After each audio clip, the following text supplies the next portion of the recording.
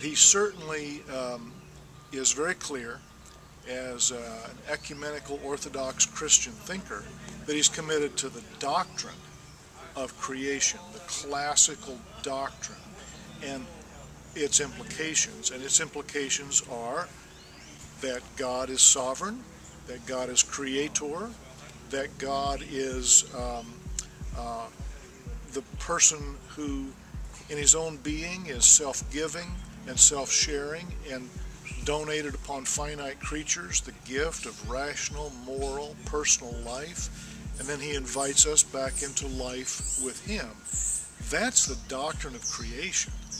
Not that some details of the Genesis story are literally true, such as there was a fruit or something like that.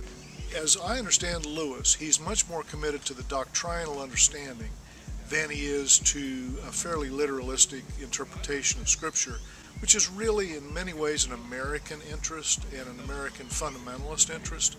And we're talking about a British, Oxford-educated person who just doesn't feel some of the pressures along these lines that we feel in our culture.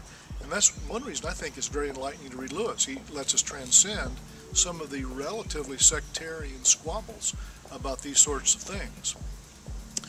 If you want to take it into the very sort of hot topic of creation versus evolution, then it's not the biblical account in literal detail as though it were a scientific account versus an evolutionary account in science.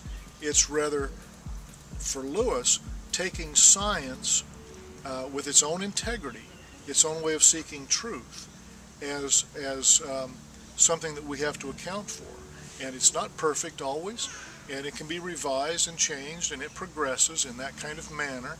But in the main, science, in fact all the sciences, converge and tell us that something like the evolutionary story of the cosmos and the evolutionary story of our biological existence has an evolutionary trajectory.